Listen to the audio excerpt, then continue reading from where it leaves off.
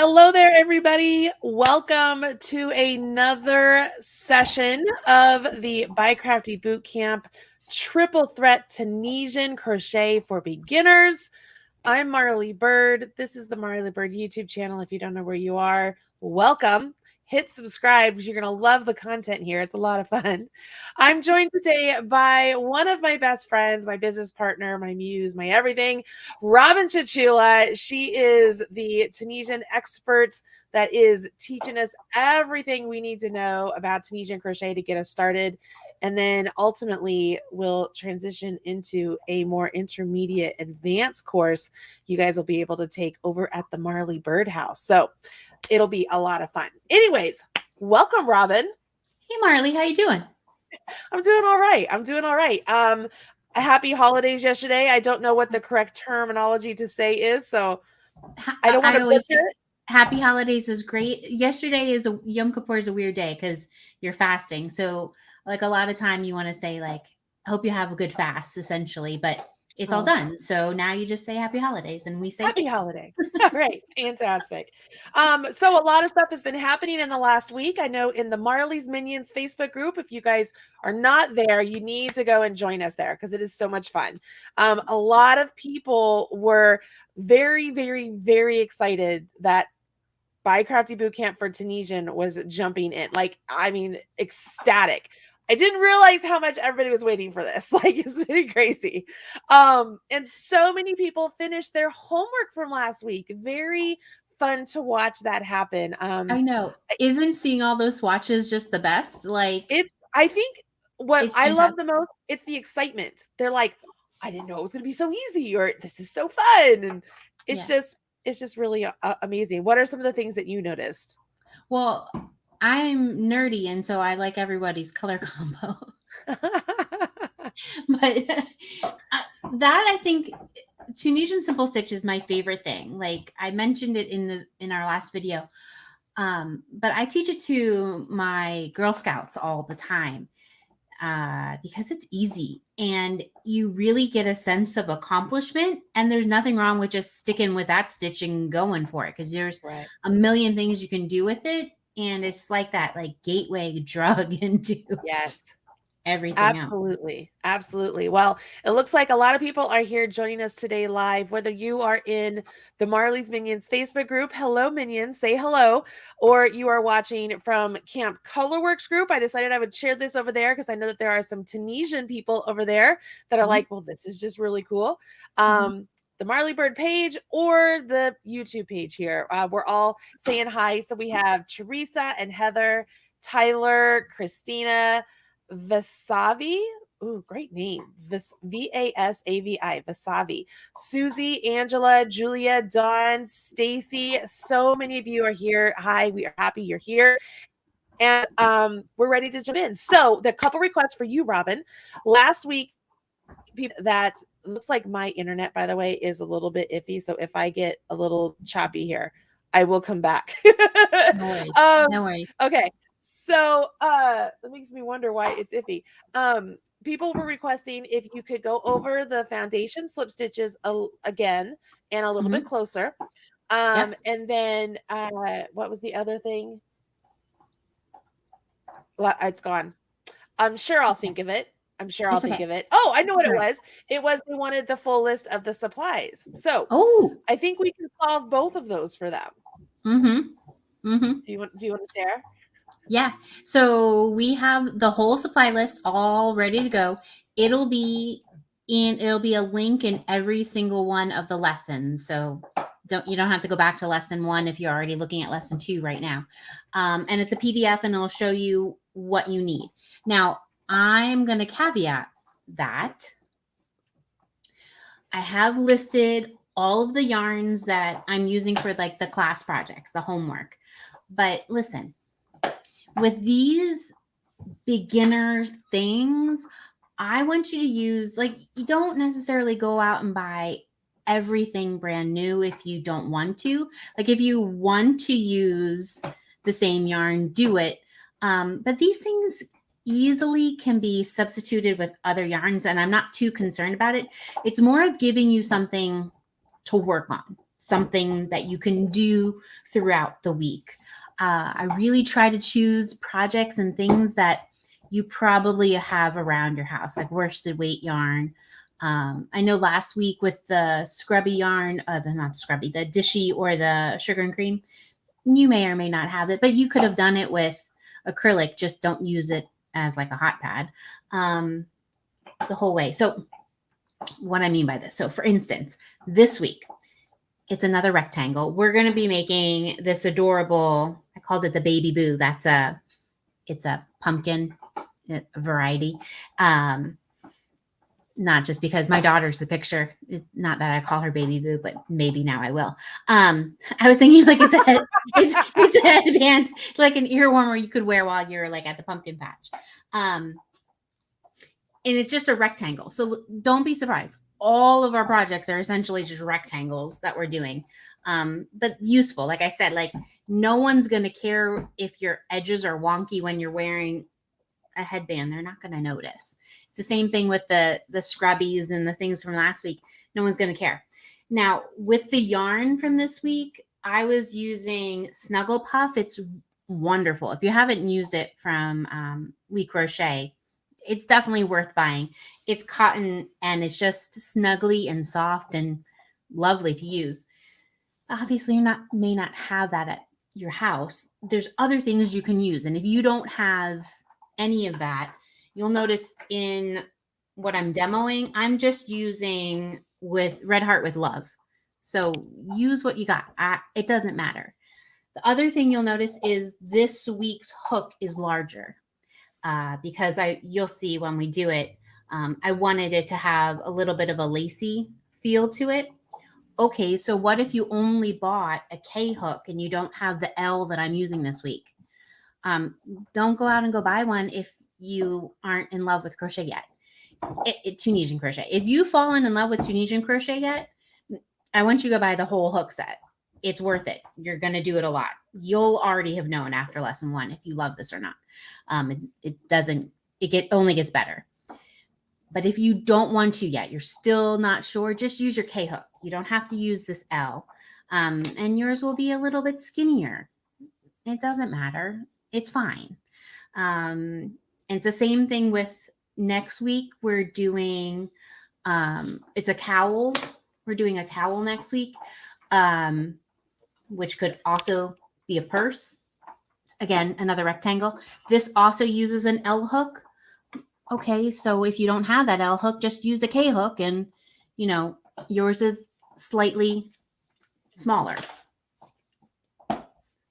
Widthwise, lengthwise, we're gonna work it out. So like with that supply list, I want you to really not stress over it. You'll notice the main thing that I put up top, the clash yarn. I would like you to use worsted weight yarn. Worsted weight goes really well with a K hook. A J might be fine too. This supply list, any worsted weight. I don't care what you have. And like I said from last week, I don't care what your hook is. Just buy a hook. You'll notice I'm still using the bamboo hooks because I love them. So I'll be using the Chigus or the Clovers interchangeably. But I don't care what you use. Use whatever is around you and that you like. The last lesson, lesson 4, you have to have a double-ended hook. And that's what I talked about in lesson 1. That is where having those interchangeable cables come in handy because you can automatically make it a double-ended hook.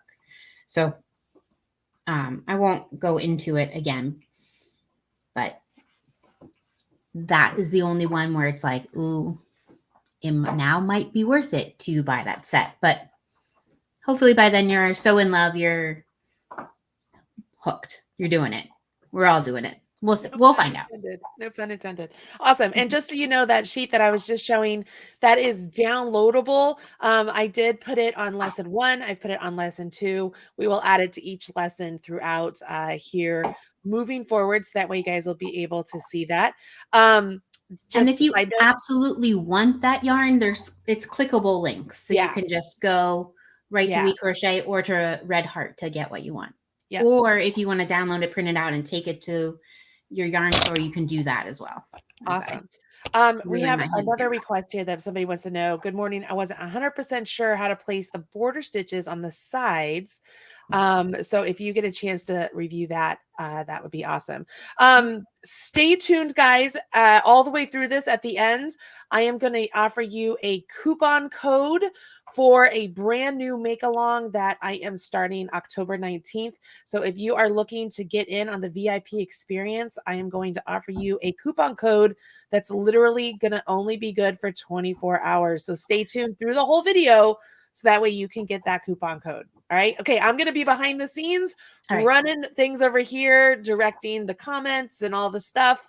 And you're up, girlfriend. All right.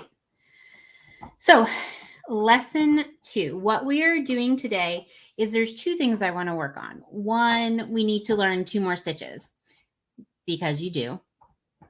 And 2, I want to talk a little bit about how you read the patterns and how you read the charts. So if you're looking at the blog post, I know Marley has it linked below. We're doing things backwards. I want to talk about the stitches first. I want us to be stitching. Then I'm going to bring in the charts so that we can work that way. The 2 stitches that we're learning Tunisian knit and Tunisian purl today. They are really, really, really widely used. So those 3 stitches, the Tunisian simple stitch, knit, and purl, they make up a lot of Tunisian patterns. And so that's why I want us to do it. And that's what is in our little headband for today. So I apologize. I gave my dog a chewy so that she wouldn't bark this week. And now she needs to chew right under my table. So welcome. Everybody gets to experience my dog with me. All right. I'm going to switch over to my hands because I want to show you what we're doing up close. So give me 2 seconds here while I switch my camera view.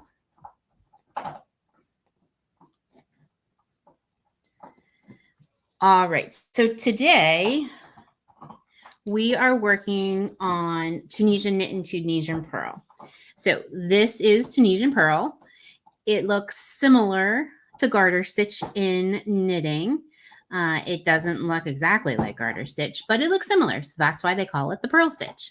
This is the front and this is the back. The back definitely doesn't look like garter stitch. It looks like a totally different kind of fabric, but that's okay. That's just what it looks like.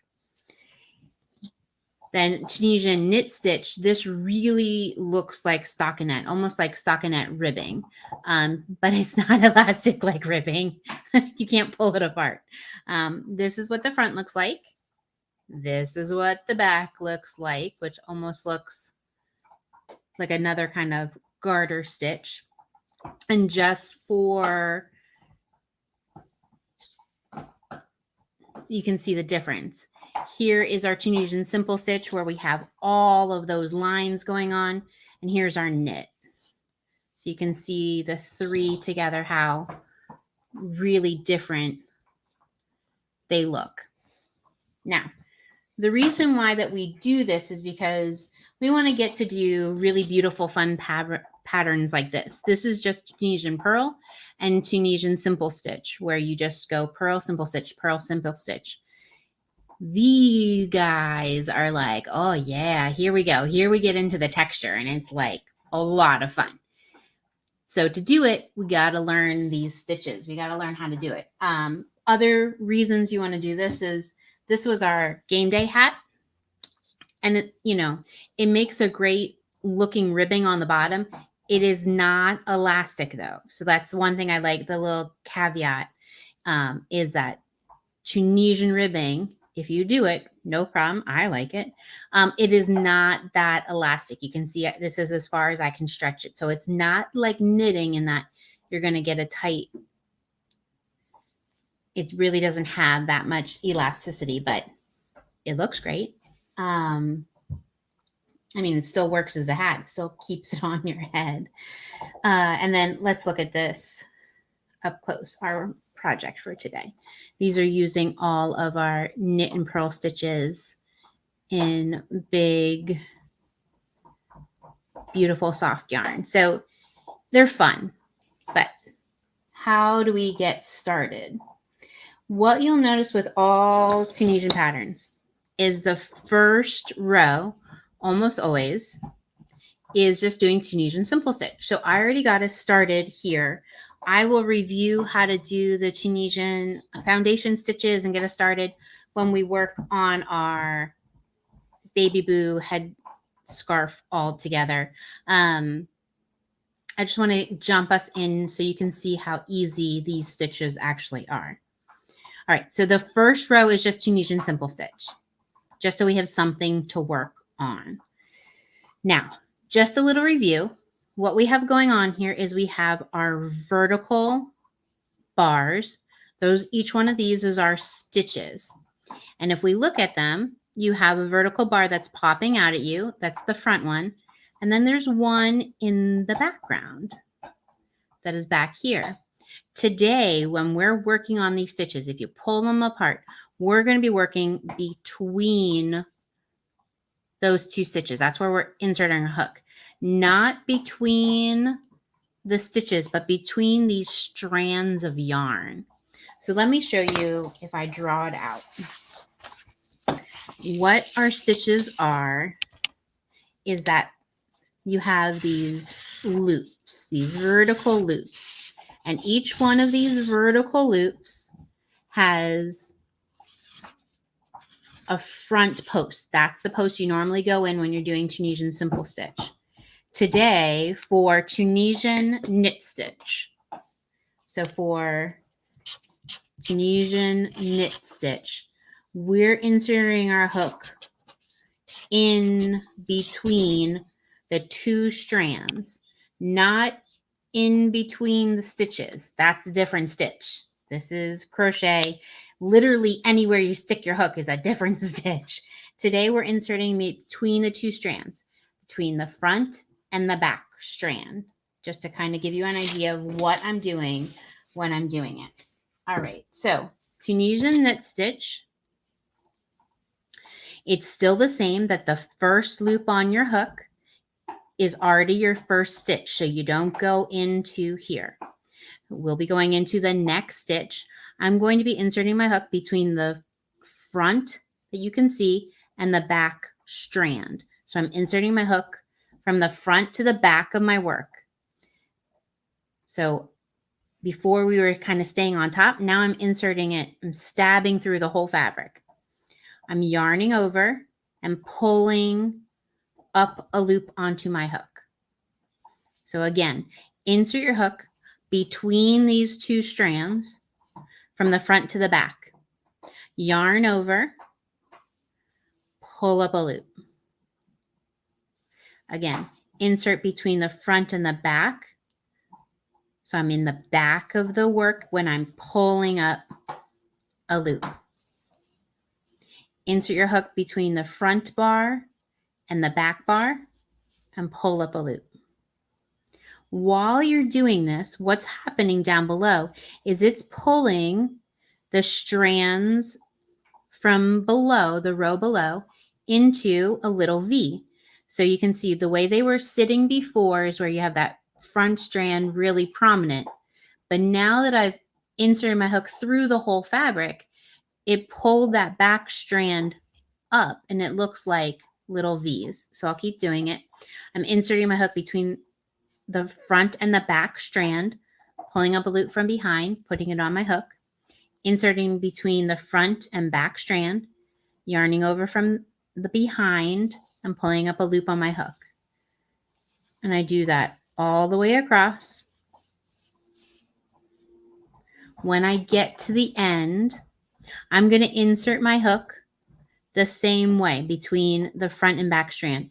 It just so happens that when you do that, it's like you're inserting, so you're grabbing two strands at the end, just like you would in Tunisian simple stitch, to have it all finished. Okay, working your loops off, exactly the same. Nothing different with that. So I'm just going to work my loops off and we're going to do another row all together. You'll notice that I don't have a cable on my end here. I didn't want it to keep banging on the table for you, so I took it off. but you should have a stopper on yours. Don't do it like me. I just didn't want you guys to have to hear the tink, tink, tink, tink, tink as I was working. Working it off, remember, that's just yarn over, pull through 2. And that makes that little chain at the top. All right. So when you're done with the first one, your first row now looks finished. Your row that you just finished now just looks like Tunisian simple stitch. And that's always the thing with Tunisian knit stitch or purl stitch, is when you fasten off, when you work that last row, if you notice from last time, that last row definitely has a way to do it. We're going to talk about that again today. Is you have to finish it off in the stitch that you're doing. Otherwise, it's just going to look like a knit stitch, Tunisian simple stitch at the end. All right, let's do these knit stitches again. So There's a see. question here real quick. So I think her name is Serena. It says, do these stitches curl up the fabric? I'm going to say all of these stitches curl up the fabric. These don't curl it up as much as we're going to do next week, which is slip stitching. That really curls the fabric. But they do curl it a little bit, because if you think about it, you're going from behind and pulling up. It's going to curl it a little bit. I just used to start, I used a chain instead of the foundation slip stitches. And it's not curling that much, but just because it's not curling for me doesn't mean it's not going to curl for you. I have been doing it a little bit longer. Somebody is asking if you could start from the beginning, but obviously I know that you're going to show the foundation. Yeah, when we start, we're going to go ahead and just learn the stitches. And then after we learn the stitches, then I'm going to start from the very scratch with our Baby Boo headband, so we can essentially do the whole chart together. Awesome. All right. So Karush from Karush from Bangladesh, and I don't know if it's Dainu from India. She is going to start again, so just hang tight. She's trying to kind of get an idea, or let you guys get an idea of how these stitches work. So just kind of sit back, relax here for a minute, and then we will have this all begin again here in a minute. Yeah, then you can just watch for now, and then if you want to play with me when we start looking at the chart. Okay, one more time while we were talking, I wanted to show you so you can really see how these really do look like knit. When you're inserting between the 2 strands, the front and the back strand, yarning over from behind and pulling up your loop onto your hook. So I'm going between my front strand and my back strand. I'm pulling up a loop onto my hook. And this is what's creating the knit stitch on the stitches down below. So pretty. I mean, it just looks like stockinette stitch. It looks exactly like stockinette stitch. Now, the one thing that you'll notice if you are playing with it, it's very bulky. Can you make a sweater out of this? Sure. Would I just knit the sweater? Yep. You just said my entire reason for not learning Tunisian for the longest time. I was like, I can just knit it. Well, but you also have to think that this is for different things. I know. This is the perfect thing for a bag, because it really is nice and bulky, and there's you don't have to line it, because you're going to get that beautiful look. You can do all the color work you can do with knitting with this Tunisian knit stitch, and you're going to get a beautiful look to your fabric, but it's bulky. So you use it for the things you want to be bulky. So bags and baskets and things like that, things that you need it to be, and makes it really easy. Okay. I trust you. Plus, you need it for all the other really cool stitches that we're going to learn. So I'm going to work my loops off. Nothing exciting here. So that's the knit stitch. The main thing about the knit stitch is making sure you're going through those 2 strands. I know you're sick of me saying it, but if you're inserting your hook between the stitches, yeah, it's going to pull up. Let me do it a few more times. This is called the full stitch. It is at the beginning going to look like you're doing the knit stitch, but as you go, you're going to see these gaps. So Just that like is in knitting, you guys, like not the if you knit were stitch. to do seaming in between the stitches, you're going to separate the stitches out. Like Yeah. this is essentially building up your knit stitches into your knit stitches off of your knitting needle as you're working along. It's very, very similar. Like like work the stitch the way it's supposed to be done. Right. So like Exactly. I'm giving you giving you No. instructions. Do it like you're supposed to do it so I can Right. talk to it. No, it is that way, but it's hard when you first see it. It's hard, Mhm. and so and the difference is when you're doing Tunisian simple stitch, you're always going in the front. So Right. going in the back is gonna feel a little bit awkward at first, but hang tight, hang with it. All right, let's do some purling. So people either love or hate purling. I don't have any desire either way. Um, but if you're a crocheter, this takes a little while for your hands to figure out what to do. If you're a knitter, you go, yeah, duh. It's just one of those things. So let me show you how I do it. And then I'm going to show you how it's written. If you find another way to do purl stitches, great. I am here for anybody who ever want to do a purl stitch. Let me show you the most basic ways. The way I like to do a purl stitch is I yarn over my hook. Then I insert my hook like I am doing a Tunisian simple stitch. I unwind that yarn over and wind it back around my hook. Then I pull through. Again, I yarn over my hook. I insert my hook like I'm doing a Tunisian simple stitch in that front bar. I insert my hook. I unwind it so then I can go around. I just messed it up because that's what happens when I go slow. Let me do it again. Yarn over. Insert my hook. Yarn over from behind. Pull through. No, that left the thing. See, this is what happens when I'm doing it too long. It's because So you're talking through yarn. it. I'm sitting here, I'm eating Cheez-Its. Like I'm like, man, this is cool. Here.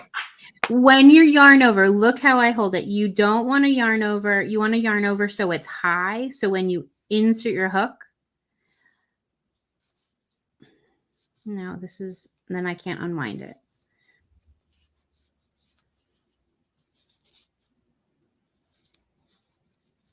I'm unwinding it the wrong way. That's why. When you yarn over from the front to the back, insert your hook, then you can unwind it. This is what happens when you have to think about it. You know how it feels, right, Marley? Look at her face. She's like, duh, lady. Been there, done that. Okay. Yarn over from the front to the back. That's very important. She's on mute, which is really funny watching you try to talk to me. Because I'm on mute. That's hilarious. Yeah. Okay. So for all you knitters, all of you, I mean, a lot of you came through BiCrafty. When you purl, our yarn goes in front, right? Like that's what we want. That's ultimately what you're doing. You're bringing your yarn to the front, putting your needle in so that way you can work your purl stitch. She's just doing it in such a way so that she can remember, oh, if I bring it to the front and essentially do a front yarn over, and then she unyarns over, it gives her a chance to see that stitch mentally for her. But if you don't need to like kind of think through that extra step, essentially just bring your yarn forward, go into it like a purl, and then work the stitch. Right. And on the next row, I'm going to show you the other way of doing it. Okay. This I find I don't have to drop my yarn, which I like a lot. So the key to this is you yarn over from the front to the back. You insert your hook, unwind it, go back around to go through. What Now, I was here's doing before that I kept doing it wrong is I was yeah. yarning over from the back to the front. Yeah, you're doing what The a lot of key beginners here would do. Mhm. is from the front to the back, insert your hook, unwind it, because this cross right here, this little cross here, that's what's making your purl. That's the Yeah. whole thing that you want. Mhm. Now, I just want to pay attention to how you're wrapping your hook when you do that. Um, Okay, so let me so pull out because I'm at the yeah, last stitch. Let me yeah, pull out. come okay. Okay, So you're so forward, I go yarn from the front forward, to the back. I insert. insert my hook, I unwind it, and now I'm wrapping it from the back to the front. There you go. That's what I wanted people to see. Okay, so again, yarn over from the front to the back. Insert your hook into that strand, unwind it, then go from the back to the front. What I do want to point out, because I taught all of you knitters out there, this isn't an actual yarn over where you would go from front to the back and then back to the front underneath your needle. You're just essentially resting that yarn on top of your needle, on top of your hook, so that it's out of the way so you can get to that stitch. Yeah. So you are This is not so you doing a complete yarn over. right. So you do not need to drop your work. So your yarn is always in your hands. When you Okay. get to the end, you're just going to do a Tunisian simple stitch, which was making sure you have 2 strands when you pull through. All right, let's finish this guy off. He works the same way. Yarn over, pull through 2. Across. All right, now the way most people are taught is this way. So if this works better for you, do this. I'm fine with it. What they want you to do, what you'll notice what it says in the blog is to bring your yarn to the front. Then insert your hook like you're doing a Tunisian simple stitch. Now pick back up your yarn, wrap it around, and pull through. So again, bring your yarn to the front, insert your hook, wrap it around, pull through. Well, that's just tedious. Yes, You that's why shouldn't I have to don't let like go of it. your yarn. No, you should never have to let go of your yarn. That's Don't somebody who's like not a knitter is teaching this. No, right. no. That Don't is do that. why those directions right there and everything you'll have seen from, the early 2000s and the 90s, this is how Tunisian was taught. Drop your yarn, No. insert it, wrap it around. I'm Okay. not a All right. fan. Knitters sound off. How many of you are like, no, don't do that? Because I'm like, no, no, no, no, no, no, no, no. But listen, crocheters. If this is easier for you to do, I want you to do it. I don't care. No one's going to care how long it takes you because sometimes it's hard to manage. It's just hard to manage. So if it's easier for you to learn it so you get the stitch that you want, I want you to do it. I don't care. You're Can I just still tell you, we have people from getting all across. around the world today joining us. Like there's Greece, India, Bangladesh, tons of people here in America. I'm Sandy's very like, happy no, no, no, everybody's here. don't It's do very that. nice to have you all. Yes, it's Thank you for great having coming. all of you here. And Okay, this, so let's do these purl stitches the right way without my brain just deciding to have a mental breakdown. The way I like to do it. Some people like to hold their yarn way up here to insert their hook and wrap around. That's fine too. I don't like to hold it way up here so that they can insert their hook that way. Excuse me, I'm going to cough. This is not a natural position for me. But if it is for some of you, go for it. I don't care. so we have Costa Rica and the Netherlands and California. While you were taking a break, I just thought I'd fill the noise or fill the blank. That's fine. I can take another sip. So many people. A lot of people are also mentioning that, they definitely don't want to drop the yarn, or anytime they have to change up how to teach something, they get a little tricked up on it. So they're just Yeah. they're commiserating with you. So, okay, the last way, I'm only going to do it one more time because this one I really don't like. Just because I think because my hands are little, I don't like doing it. But what some people do is that they will, you can see my finger, they'll hold the yarn up really high, then insert. So it's like you're holding the yarn in the front up really high, inserting your hook this way, then wrapping around and pulling through. It works just fine that way.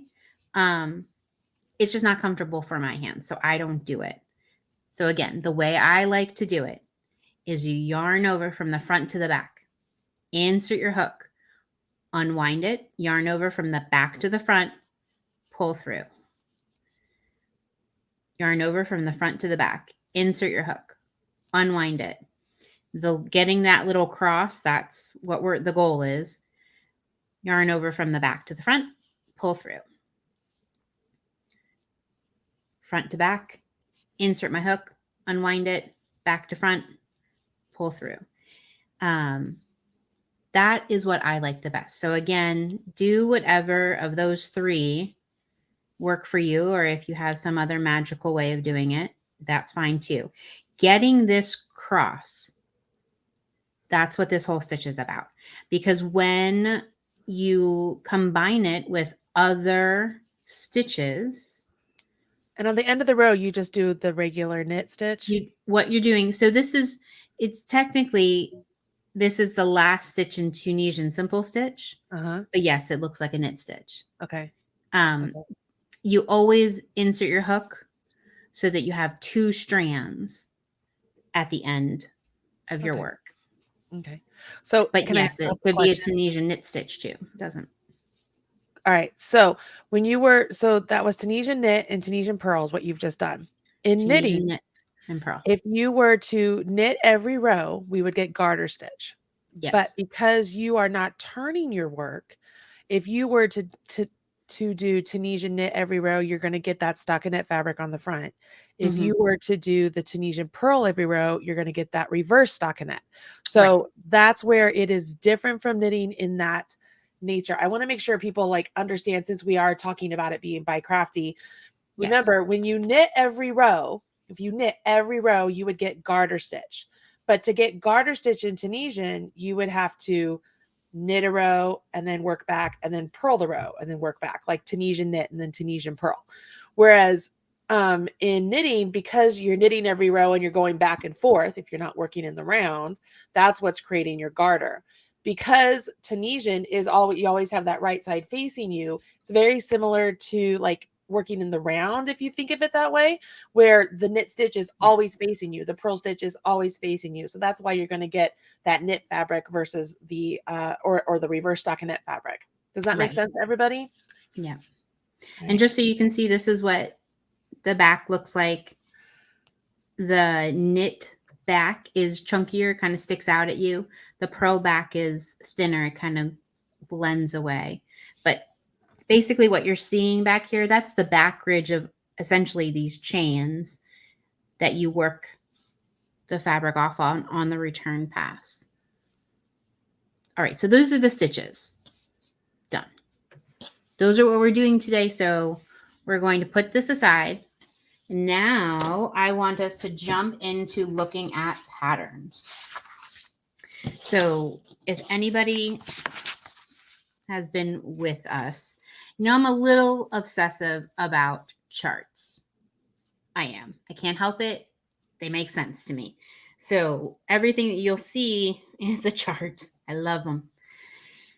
Tunisian charts, no different. They look a lot different than crochet diagrams, yes, but they're not that far off from knit diagrams and knit charts. What you'll see on the website is I kind of went through the most common ones. So if you're pulling up another pattern from somewhere and you're looking at a chart, I just wanted you to see some of the most common symbols and what they mean. They are a little bit goofy to start with, but we're going to baby step our way into these, right? We're not going to jump into anything crazy just yet. We're going to baby step in. So if we look quickly at what they look like, So the Tunisian simple stitch, it's a little line because Tunisian simple stitches are little lines. The Tunisian purl stitch is a horizontal line because you have to do that little cross.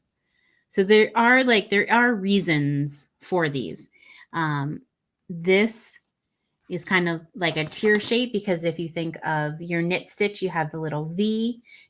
They kind of start to make sense. Foundation slip stitches are just a slip stitch with a chain. So it's a slip stitch and a chain, but they're not that exciting. That's not what we're talking about today. What we want to look at is the way you read these is because we know we're always on the right side. So the way you read them with the forward pass, you do whatever the little stitches are on the lower half of the chart or the main section of the chart. And then when you're working your way back, you're going to do whatever at the top of the chart. The little swoosh, that just means work off as normal. So for a stitch pattern like this, where you're always working off as normal, it's not going to be called out. But when you get to really funky ones, it'll be broken up into the forward pass stitches and the return pass stitches. And if you want to see some examples, you can check out our Tournament of Stitches, Tunisian Shawl. That's where we got into a little bit more exciting stitches if you want to see what some of those charts look like. Just so a heads up, guys, we are going to be publishing those as individual patterns here, like any day now. Real soon. Just real soon. Yeah. They're giant. Yeah. So when we read these, you always go for the forward pass. You're always going from the right to the left. And then when you do the return pass, you're always reading from the left back to the right when you're going back and forth. The other thing with these guys is you'll notice that the first one is almost always a Tunisian simple stitch, but you're not actually doing that stitch. That is what's already on your hook. That's the loop that's already on your hook. So they're a little bit deceiving. It's not really a stitch. It's already on your hook. Sometime with lace, you'll see chains because you have to get tall. But that first little Tunisian stitch, that's already on your hook. Which is different from regular crochet. So let's talk about BiCrafty here for a second. In crochet, all my crocheters, does the loop on your hook ever count as a stitch? No, never. That's a big old bag of no. It's a big old no. But in knitting, your first, like your slip stitch, or your slip knot, unless you're going to remove it later, it counts as a stitch. Yep. So this is where the kind of two kind of mix together again, whereas that first stitch on your hook is going to count as a stitch here in Tunisian. All right. Yep. So that's another thing to really think about. Yeah, it definitely plays with you a little bit. Now for the written part, Marley, could you bring up the blog post from today so we can look at a written one real quick? Give me 1 second and I will do that.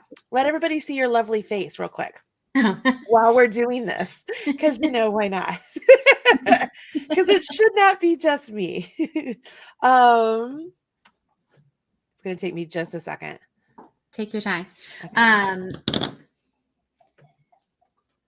And what we'll do is we'll go through the whole start of this, and then I'm going to jump you through and we're going to do the ending together too, so you can see how it's done. But when you're reading these patterns, there's two ways people write them, and both are fine, but you'll notice that, like, for us at the Marley Birdhouse, we only like to write them crochet wise. It's mainly, I don't want there to be any time that you wonder where to stick your hook or what to do. I want there to be a very long-winded way of saying things. But what you'll notice right where Marley is right now is this is two different examples of how a pattern is written. And the crochet wise is written like you would write a crochet pattern. It's like Tunisian simple stitch in the next stitch, and then it's always like in the next stitch, in the next 2 stitches. It's all that's written out. Where if you were writing knitwise, it would just say TSS, TPS 2 or TKS. It would just tell you what stitches you're doing. It wouldn't say in the next stitch, in the next 2 stitches. It would know, like for knitwise, that's the convention. They're not going to call it out. They know that you're doing it in the next stitch. Mm-hmm. They'd only say it if you're doing something else. Mm-hmm. But with crocheters, we can easily put many stitches in the same stitch. So we make it very, very clear if it's in the next stitch, in the next 2 stitches, or 2 stitches in this stitch. Tunisian, you don't have to do that. I like to think of it this way. You guys know when I was teaching the crocheters how to knit, remember I was like, when we crochet, we can put our hook several rows below, several stitches ahead, several stitches behind. Like there's a lot of creativity where we can put our hook. Knitters, for the most part, unless you're doing a special stitch, you're always dealing with those stitches that are the next one on your left-hand needle. Okay. Yeah. You're always dealing with the stitches on your needle. With Tunisian, you might not have a needle there in your fabric, but you're using that fabric as if it had a needle in it. Like those are the stitches you're dealing with, unless there was something special where you are dropping down and picking up and doing something. But for the most part, you're just dealing with the stitches in the line that are right there at the top. Like imagine those are on a knitting needle. So those of you that are BiCrafty now, kind of merge all of those together. Like Tunisian really is. It's like the mix of the 2 crafts. Again, that's why I'm not calling it like tri-crafty. It's your triple threat. You're taking these and you're like, this is awesome. It really is. It really smushes it all together. And no matter the way you see it written, it's all fine. It's just I want you to understand that there is 2 ways that it's written. Otherwise, all the conventions are the same. When you see an asterisk, you're going to work all the way until it says repeat, no matter what's going on. Whether you see a double asterisk in the middle of it, when you see an asterisk, you work all the way until the word repeat. And then you do whatever those words say. Repeat so many times, repeat until you have a certain amount of stitches left, whatever it is, that's what you do. That doesn't change. That doesn't change if you are a knitter or a crocheter. It's just what you do. So the rest of that is the same. Those conventions are the same. Yeah. Pretty cool. All right. Here's the Tunisian. This is the list she was just showing you guys. You should be able to click that and download it if you want. Where else do you want me to go? Now we're going to get started. All right. So just as a side note, everybody, I'm going to just mention this. This website up here, this is lesson 2. If you have created your Marley Bird folder in your We Love Google Chrome, if you take that little like lock button right there and just drag it to your folder, you'll have access to this right there. You won't have to go looking for it. So there you go. All right. I'm coming back to you, Robyn. All right. Come on back. I'm going to move. And let's play. So now if you have some yarn and you want to play with me, come play. We'll start from the very beginning and work our way up. Some people were asking if you would take an opportunity as you're going through these again, kind of showing the first way you did the purl and the third way you did the purl again. Sure, because I love the third way. I love it. You guys got it. Okay. All right. So we're going to work off of this chart to do the whole thing. Obviously, you can read the pattern. What is nice about charts is I like seeing how things are laid out. So I can see pretty easily that 2, 4, 6, all the even rows have the exact same symbols. So they're the same. All the odd rows have the same symbols. So they're the same. It's kind of nice in my brain. I can be like, okay, this is what's happening. I also like to look at them and see across the board what is like the stitch repeat, meaning I see 2 knits, 2 purls, 2 knits, 2 purls. The next row is 2 purls, 2 knits, 2 purls, 2 knits. it's nice for me to kind of chart out in my brain before I start working what I'm going to be doing. A lot of the times for me, when I read those written directions, it all becomes gobbledygook because TPS, TKS, TSS, those don't mean nothing to me. That stuff is garbage. My brain is I'm much more visual, and I like to be able to, it's easier for me to convert. So I'm going to have this up here while we're working so I can reference it while we're working. But to get started, we can use, it says in the pattern, you can start from a chain or a foundation slip stitch. So let's do some foundation slip stitches again so you can see them done all again. The way you start is you're going to just make a chain. This gives us something to work off of. Now, to do the first one, we need to go in the back bump. You have your 2 top loops here. We're not going to go in those guys. We're going to go in this back bump. So I'm going to insert my hook into this back bump, yarn over, pull up a loop. So I have 2 loops on my hook. Now I'm going to yarn over, pull through these 2. The first thing that I pull through essentially creates a chain. The second thing that I pull through, that becomes the slip stitch. I'm yarning over, pulling through 2. Now to make the next one, I'm going to insert my hook essentially between these vertical lines that you see. I'm going to insert my hook. When I'm inserting my hook, I kind of look to make sure that there's 2 strands that I've gone through. Yarn over, pull up a loop. So I have 2 loops on my hook, then yarn over, pull through those 2.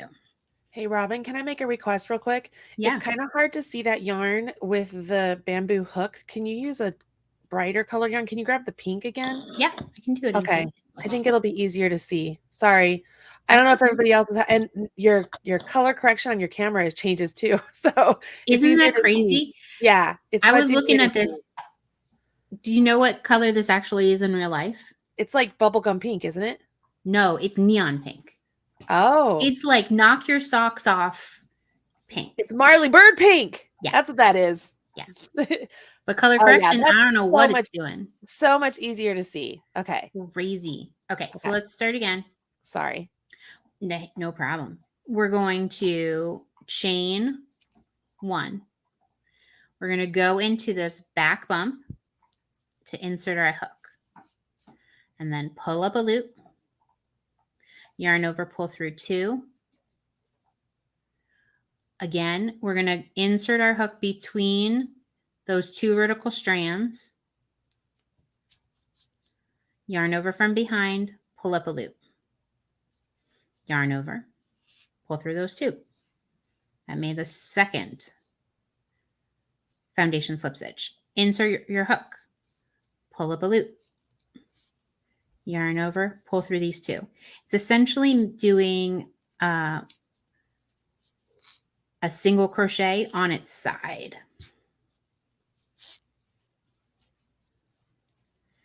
Insert, pull up. So basically what happens is when you insert your hook, pull up a loop, your first loop that you go through becomes your chain. The second one becomes your slip stitch. And again, you can just start these with a chain if you'd rather. I like to start them with a foundation slip stitch. It reduces the curl you get. In this pattern, you won't see the curl because you're going to be seaming your ends. So if you want to start with a chain, that's fine too. When I'm inserting my hook, I make sure that I have 2 strands of the stitch before I yarn over and pull through. It just gives a nice V on the bottom, a nice finished look. I do that when I'm doing foundation chains or like Yeah. foundation doubles or singles or Because whatever. that's exactly what we're doing. We're just doing a foundation stitch. It's just happens to be it's a slip stitch. Right. Okay. 1, 2, 3, 4, 5, 6, 7, 8, 9, 10, 11. One more. All right, so these, you need 12 for the stitch pattern. You're all done. Now, where do I insert my hook? This is always the hard part because now you need to turn and use your work. The way I like to look at it is the loops that are closest to my hook while I'm crocheting. These are closest to my hook. Those are my slip stitches. Those are the ones I want to go into. These down here that are further from my hook. So these horizontal stitches that are closest to my hook, those are the slip stitches. These that are furthest away, those are my chains. I don't want to go into my chains. I want to go into my slip stitches to do my next row. So when you turn your work, these down here, we're not going into. We're going into the loops that are up here. But if you got it twisted and you do it the other way, it's not the end of the world. It's just something so you have something fat to work from. Now, when you're going to work from them, you don't go in the first one because that loop is already on your hook. This is our first Tunisian simple stitch. This whole first row is just Tunisian simple stitches. So you just insert your hook, pull up a loop, insert your hook, pull up a loop the whole way across. I find that after you've done the work of the foundation stitches, working in them goes really fast. It goes faster for me than working into a chain. Chains can sometimes be kind of tight to get into. These are just real simple. Insert your hook, pull up a loop. Insert your hook, pull up a loop. All when right, you're so done. I have a question. I'm sorry. At the start there, I know you said that the first one counts as a stitch, but I didn't see where you inserted your hook for that next. So is it like crochet in that you would skip a first, like in, I don't know, like I'm trying to figure out if there's a stitch there that I'm skipping because there's one on my hook. Yeah. So here, this is obviously my loop on my hook. Mm-hmm. This first loop, that first V, you skip that one and you go into this one. Okay. That's what I needed to know. Go. Okay. All right. Yeah. Thank you. No problem. I don't know if anybody else got stuck there, but I was like, Now this is very rhythmic, very soothing to watch you do this. This is under the V's. Yeah, under the top two V's. This is really... So for knitters, this is just like you're picking up loops so that you could do like a button band or something on your knitting. Exactly. Like you're just picking up stitches going across. So if you wanted to use a Tunisian hook, you guys, on your knitting to pick up stitches, like just to pick up the stitches and then transfer over to a knitting needle, like say you had chai sets, you just change the tip and you got your hook goes to the needle and you're good to go. You are good to go. It is absolutely 100% the way I do it. Yep. I do not use my knitting needle for that. That's hard to me. That is the benefit of the chagus. Mm-hmm. Okay, so I'm just working my loops off as normal because the first row is just Tunisian simple stitch to get us started. So nothing exciting is going on here. Now we get to do our first row. And when we look at our chart, the loop that's on my hook is this guy right here. He's already done. So now what I'm going to do is I'm going to start doing 2 knits, 2 purls, 2 knits, 2 purls, all the way across. All right. So again, the knit is where you insert your hook between the front and back strand. And then we do it again. Now we're going to do our purl. I'm going to do it the way I like to do it first. Yarn over from the front to the back. Insert your hook. Unwind it. Go from the back to the front. Pull through. Yarn over from the front to the back. Insert your hook. Unwind it. Go from the back to the front. Pull through. Now I'm doing 2 knits. Insert your hook through the fabric. Pull up a loop. I'm going through those front and back vertical bars. Now I get to do some more purls. This time I can do it the way up. So it's almost like you're making a triangle with your yarn. You got that nice strand all the way pulled out. Insert your hook kind of behind that strand through the next stitch and then wind it around and pull through. So again, Lanice, this is for you. I'm calling you out in case you're not paying it, in case you're looking somewhere else. I'm just like, hey, look here. Pull up a long strand. insert your hook into the next Tunisian stitch, wrap it around, pull through. That's the other way of doing your purl stitches. Okay, we end with knit, knit, and then the last stitch. All right, when you do your next pass, I want to talk through something as if like I want to talk to all the knitters because I want to talk through what you're doing in a way that knitters might understand what's happening. Okay. Okay? So this is just, remember, working on your loops off as normal. We're not doing anything weird today. All right. So I'm going to come on screen here. Okay. The next row that we're going to be doing, we're starting purls, then knits, then purls, then knits. Okay. So first thing off, you guys notice how she's wrapping her hook as if you would when you crochet, right? If you did that in knitting, that would make your stitch on your needle sit backwards. It would make the back leg of the stitch more forward than the front leg. I want you to notice this when she does her Tunisian knit. Notice when she goes into the stitch, look at the stitch itself. It appears, the two legs, it appears the back leg is in front of the front leg. You see that? So it's like the stitch is seated differently on the needle. And what do we do when our stitch is seated differently on our knitting needle? We knit it through the back leg. We knit it through the leg that wants to be knit. So that's why you have to knit it in this manner. And that's how it's different than the normal knitting where the front leg is ahead and you would knit through that front leg.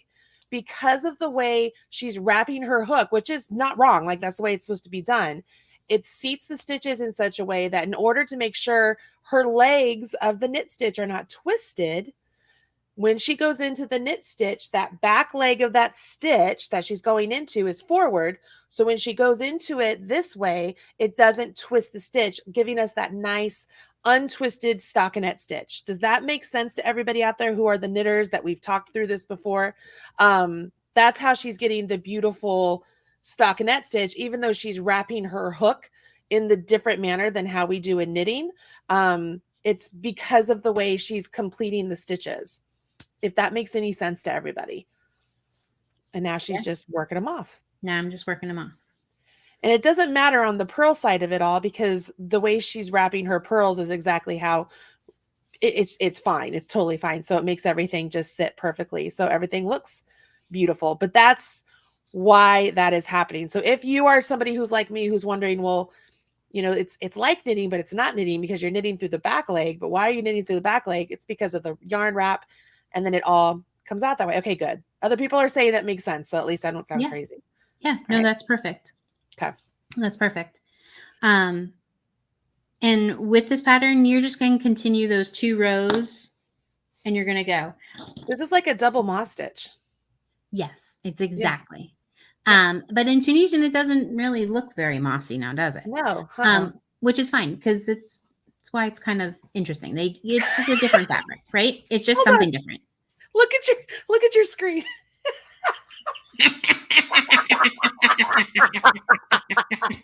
That has got to happen. The worst part about it is usually when you're talking to me, it's something really weird. Oh gosh, that's so funny, Christina. Oh, so what I want to call out is if you look at, this yarn that I'm using is a bulky weight yarn. The yarn that I call for is a worsted weight. So when you do it with the worsted weight, it almost looks like lace. You can see through because this is bigger. If you're using something smaller and it looks more smushed together, that's fine. It's because you're using a smaller hook. I don't want you to worry about it, that it's right or wrong, because it doesn't look exactly what you see on the screen. It's fine. It's just I wanted you to play with knits and purls. And in this nice halo-y yarn, it's pretty to do it when it's just, you know, a little bit of a fatter hook. Let's talk about how to finish this because we didn't, it was all written down last time, but we didn't talk about how you finish your work. So I have one done with love. Basically, you're going to continue that, doing the second and third row until you have about 20 inches. If you're making it for an adult, it's about 20 inches. Most adults are 21 to 22 inches in circumference. This does stretch a bit, so you want to make it something smaller. Let's say you want to do this for a child. If you can take the child's circumference, if not, child's heads are a little bit smaller. You want to make it, 1 or 2 inches smaller than the circumference of their head, because it will stretch on you. Okay, what you do is you end with a row 3. That's just so that when we fasten off, you can follow my row along. But basically, any row can be fastened off, bound off, however you want to look at it. Us crocheters, essentially what I'm doing going all the way across is I'm slip stitching across. And I'm slip stitching in the manner of the stitches that I want to be seen. Those are for our crocheters out there. All right, let's talk about how this is done. What's going to happen is I'm going to follow the pattern. And so the next stitch, essentially, if I was doing a row 2, is I do a knit. So I'm going to insert my hook, pull up a loop. Now I'm going to take the loop that I just pulled up and pull it through the loop that's already on my hook. So I did a slip stitch. Again, I'm going to insert my hook. I'm going to pull up a loop in the fashion of the pattern that I'm doing, in the stitch that I'm doing. So I pulled it up knitwise. Then I take the loop that I just put on my hook and pull it through the loop on my hook. The next 2 are purls. So I do a purl. Now I take the loop and pull it through the other one. For knitters, this is just like binding off in pattern. That's what you're doing here. Exactly what you're doing. And for just our crocheters, you're just slip stitching. Yep. You want to be careful you aren't making those slip stitches super tight, though, because it will draw in your fabric. So you want to make sure that you keep those nice and loose, just like you do when you're knitting, just like when you do when you finish something off with slip stitches too. It's the same sort of concept. Yes. So in our ones last week, if we were doing Tunisian simple stitch, you would do it. That's the way you would put the loop on your hook. You're going to just finish off with whatever stitch that you were doing.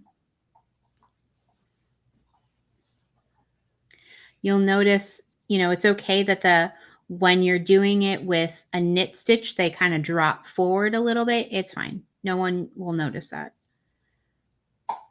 But they will notice if it wasn't bound off, because if it's not bound off, it's super holy up here, and we need to fill that in. We want it to look like the fabric from below.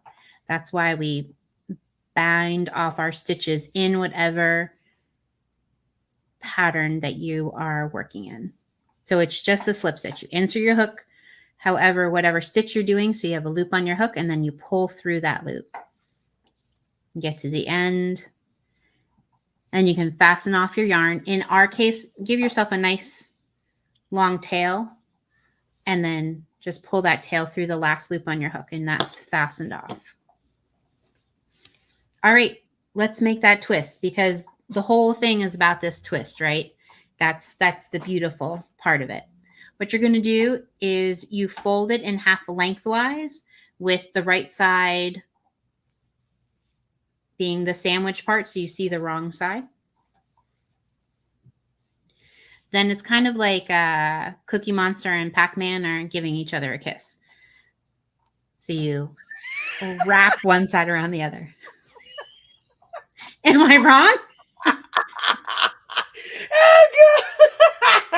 Come here, baby. Let's smooch. It's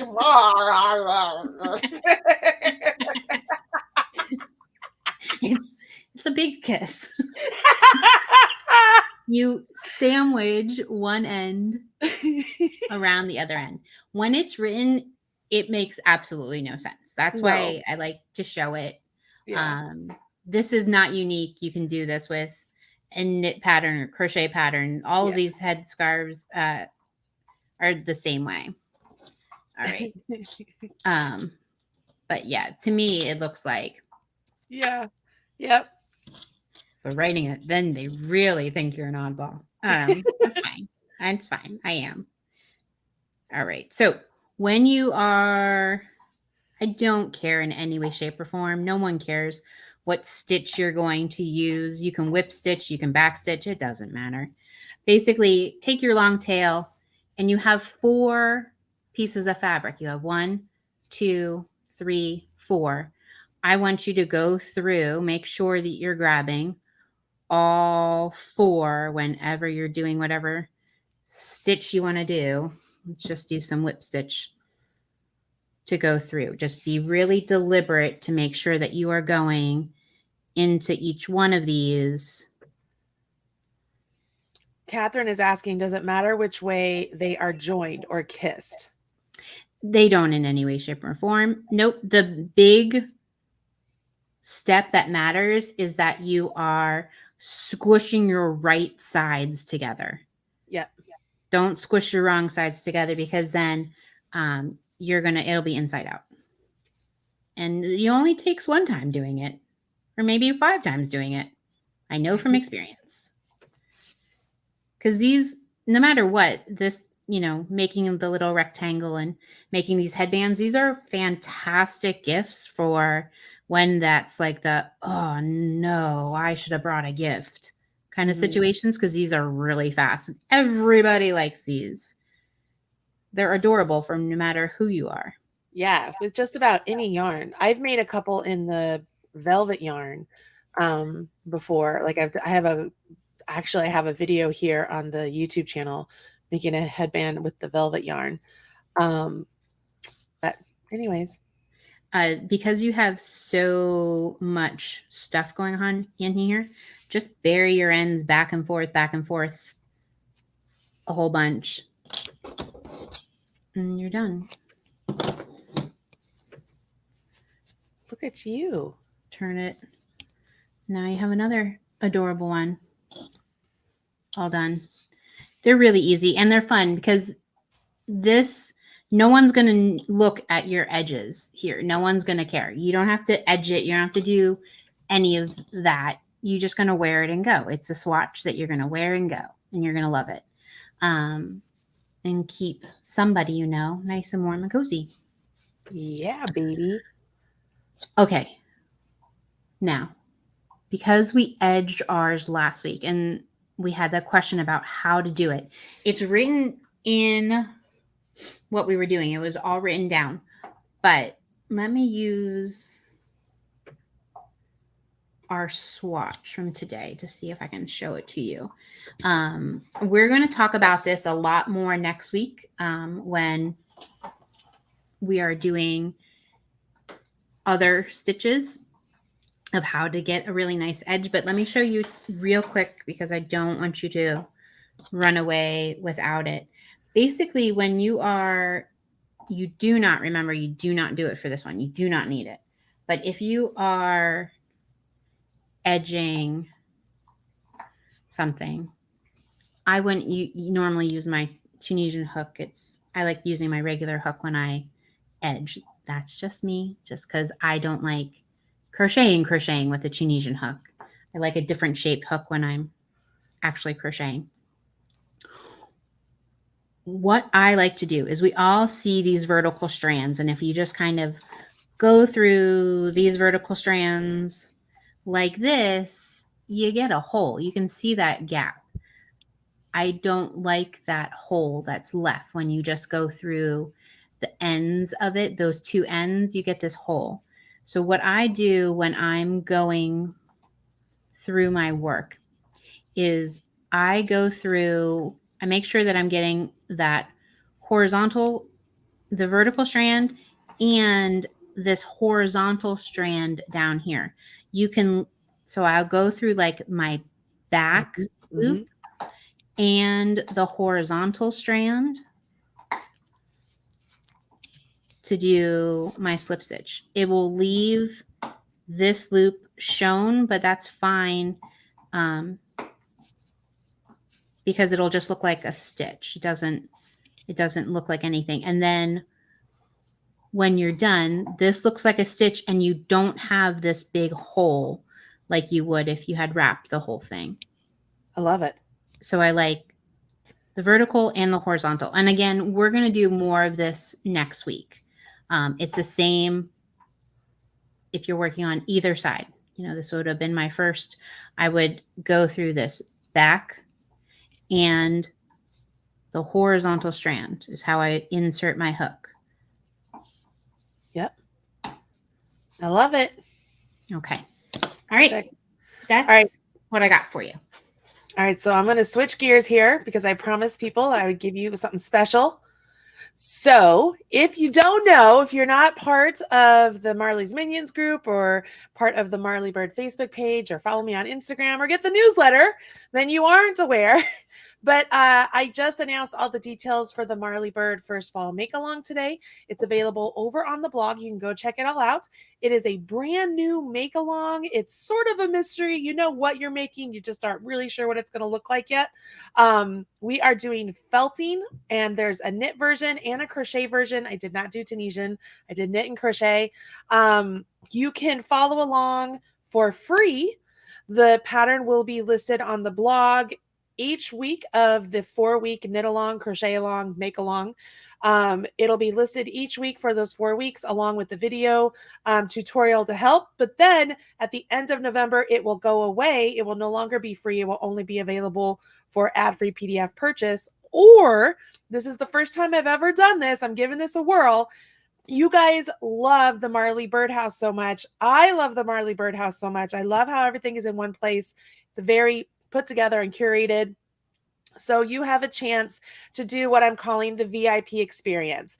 And it's essentially you're buying the pattern ahead of time. You're getting both patterns, the knit pattern and the crochet pattern. So you're buying the ad-free PDFs, but everything you need for the Marley Bird First Fall Make Along will be all housed in its own page, its own it's not a course, its own VIP experience inside the Marley Birdhouse. So you're going to have extras in there. There's like, I think I have 3 extra patterns that are going to be in there, along with the 2 full PDFs, which will be released at the end of the entire make along. All of the details for each week and the video content that goes along with it, any tips and tricks, are listed in there in modules. There's extra content modules. It's just a bunch of stuff that is just taking the Marley Bird make-alongs in general and hiking them up a notch. So this is the first time we've done it. You missed one other big bonus. What was that? That you have class hours. Yes. All right. So here's what I'm going to do. So this is it. So with the make along in general, whether you did the VIP or you do the free, it doesn't matter either way. You're going to learn about reading the color chart for stranded knitting or stranded crochet. We're going to do both. We're also going to learn about felting. We're going to learn about picking up stitches, creating a wonderful bag, like a bunch of stuff there. But in the VIP experience, you also will get unlimited access to all of, I'm calling them the workshops, all of the video content that goes along with the instructions. You're going to get a special felting section with a special project, which you don't have to buy extra yarn for. I've already accounted for that in your supply list. So you're going to have an extra little project that goes along with your weekender bag to test out felting, and that'll happen before the whole make along starts. So you get to play around with that. You're going to have the knit and crochet printable PDFs, and only in the VIP experience, I'm going to give you the Stitch Fiddle interactive chart links. That way you can keep your progress throughout the pattern if you want. I'm also hosting office hours once a week. So we'll have a time where just the people in the VIP experience will be able to come together, ask questions, and get some answers and some help directly from me. Along with that, we also are going to have some free patterns to expand your felting skills. And this is the part that I'm most excited about. I have wrangled in my best friend, Lindsay from Erin Lane Bags, to teach us how to perfectly line our bags. So she is coming in. She's going to show us how to line the bags, add a stiffener, do the zipper. I'm going to ask her if she can show us how to alter the size of the zipper, the length of a zipper. You don't have to add a zipper, but it's something that is very useful. So I am just like, Lindsay, can you come show us how to do that? She's never done this before for the public, and she's like, I will do it for you and for your your students. So that is only going to happen in the VIP experience. Which If is you want to huge. join I us, mean, knowing how to line your bag properly yeah, from a seamstress yeah, is huge. I I'm very mean, excited about and it. inserting your zipper, all of those things are really easy to Yeah, do, but seeing it done, yeah. and that is only with the VIP experience. Only with the VIP. So I added everything up. The total cost of all that would come up to over $600. You can get it today for only $23. So the VIP experience is only going to be around for a little while. Like during the event, I might keep it open for like a month after, but then it's going to go into the vault because it's a make along. The make alongs, you know, they happen and then they go away. We move on to the next make along. So this will be a limited time offer for you to join us for that if you're at all interested. I would love to have you join us. Even if you're not in the VIP experience, I would love for you to join us. This is going to be a fun make along, doing something different. If you've never done felting before, it is a ton of fun. And it's a chance for us to make a project that will be very useful right now as we're coming into the holiday season and we're traveling to different places. Sort of a side note, because I've been pondering this for a little while. I'm thinking about adding like almost like a second pattern where it's an alternate pattern where it's, if you didn't want to have as much color work, you wanted to have it just a little bit less, there might be another pattern available for that. So I'm playing around with that idea. If that's something you're like, ooh, that sounds interesting, I would love to know. So for those of you who are I was here, going to tell you to do. So, well, yeah, right. Clearly, So I think it's a great idea. So if you are here in BiCrafty, you know I love my BiCrafty people, and here's a special coupon code. Literally, I'm only running it for 24 hours. It will end at noon tomorrow. All right, so that's less than 24 because we went on at 1. But I'll do it at 2. I'll end it at 2 tomorrow, okay? Right. At checkout, you have to use coupon code BiCrafty3. Get it? Because we're in our third BiCrafty. So BiCrafty3, that's the code right there. Coupon code at checkout should be BiCrafty3 and you'll get $3 off. See how it all kind of works together? So for 20 bucks, which is, if you guys know me, anytime I run a make along, the pattern itself is usually $15. So you're getting both patterns and it's already at a huge discount plus all of the extra 20 stuff. bucks is just worth it to see Lindsay line the bag. I know. I can't even express to you. And I'm my goal is, because she's moving into her new space here the next couple weeks. I'm going down to Nashville to help her. I'm hoping that once she's in there, I'm going to be able to go down there and just film her doing all this so that we can have some really great content. And if I know Lindsay, she's going to have a coupon code in there for you guys to have a discounted price for, something in her shop, because she's amazing like that. So, but 20 bucks to have office hours with you for once a week. I know. I mean, I'd pay 20 bucks for that. To have, just to be able to ask you questions and not have to be like, oh, how do I say this in a comment? I don't know how to type it. Well, you can thank John for that. It was John's idea. John was like, listen, I think this would be really good for your audience. Like, I think your audience would appreciate something along those lines, as we were talking about this event and Turkey Trot coming up, because we're going to do VIP experience for Turkey Trot as well, which will be massive, you guys. It's going to be so awesome. And so this was John's idea. He was like, I think people would like that. So you guys can say thank you to John. He thinks it's great. So BiCrafty3, that coupon code will get you $3 off the price of the VIP experience. The link to the page that I just showed you is in the video description box below. I did not write the coupon code there because I don't want people to just see it. Again, it'll go away October 7th, 2020. So if you're watching this on the replay, sorry. This is just, this was just an in the moment impromptu discount for my BiCrafty people. So that's that. That's the stuff. Now I gotta post up the introduction I just filmed with my red lipstick. My red lipstick and my red fingernails. Look at that. I know. You're looking good. You're looking good.